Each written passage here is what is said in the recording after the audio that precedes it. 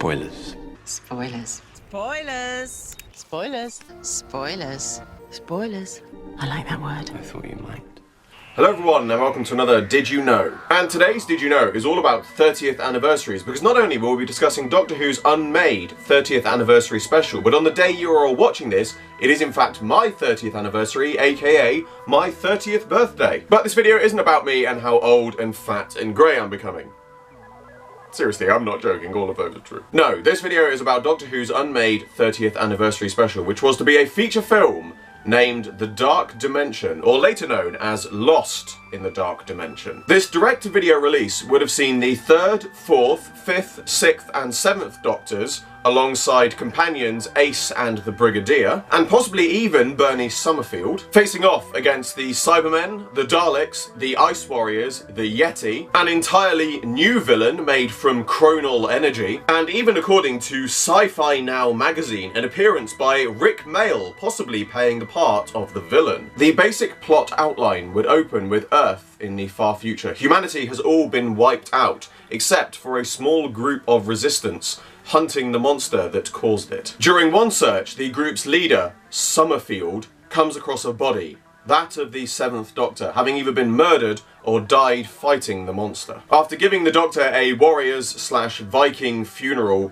the group decide to continue what he started. After this, the story would have focused on an older 4th Doctor alongside Ace and the Brigadier, with other Doctors taking minor supporting roles. The main plot idea was that the chronal creature created an alternate timeline, aka the Dark Dimension, in which the 4th Doctor didn't regenerate after falling from the Pharos Project and in fact died, leading to the erasure of all of his future incarnations. It was then up to the 4th Doctor, with the help of his companions and some of his other incarnations, to revert back to the original timeline. Although this might not have been as easy as it first sounds, because this new timeline would have featured the introduction of Alexander Stewart, the Brigadier's son, who was also Ace's boyfriend, with whom she had several children with, who in the original timeline died aged 10. We would also see a new type of Cyberman, the Cyber Commander, a design put together by Henson's Creature Workshop, and was to feature not only a more skeletal and dark appearance, but also had extending blades in its knuckles to make it more menacing. The Daleks were also to be given a redesign and featured a new special weapons Dalek, which many people will know as the Dalek Storm,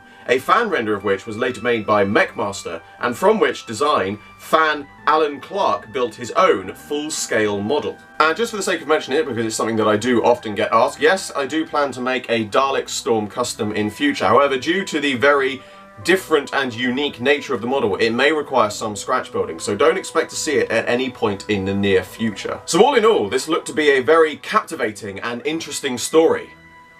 So what happened? Well, in short, several things. Firstly, the main reason for its cancellation was a miscalculation in the budget needed to produce it. And when the correct calculations were made, it was decided that it would no longer be financially viable to produce the film. And secondly, some of the actors, allegedly more specifically John Pertwee and Colin Baker, were not satisfied with how small their roles were, with the 4th Doctor being the lead incarnation. Later attempts were made to slash the project's budget by cutting key scenes and restructuring the film entirely. And it did lead to some test filming, including model shots, title effects, and some location work. However, sadly, neither of these options worked and the project was scrapped altogether. So what has become of the story today?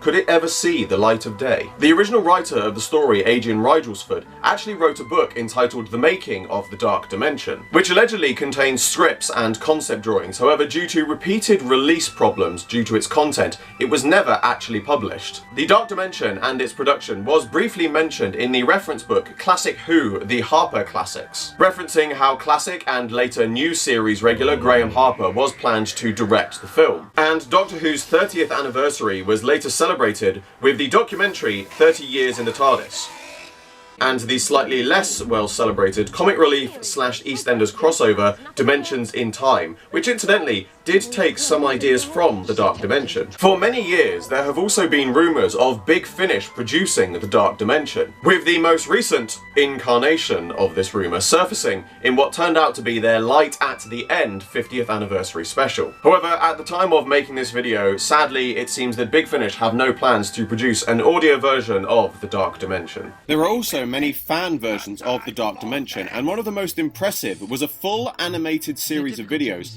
posted on YouTube channel Season 26B. There is a link in the description to the channel, and I thoroughly urge you to check out their adaptation. So I guess that about wraps it up. Well, not quite, because you see, even though we haven't seen it, the Dark Dimension could still be part of Doctor Who canon. In the run-up to the comic anthology Supremacy of the Cybermen, a short one-page strip featuring each classic Doctor facing off and being overwhelmed by Cybermen was produced, with each Doctor facing off against their era's Cybermen. More or less. Because you see, in the fourth Doctor's page, he is trying to evade the Cybermen, but the Cybermen in question are in fact the Dark Dimension design of Cybermen. Now this was intended to be nothing more than a throwaway reference to the Dark Dimension.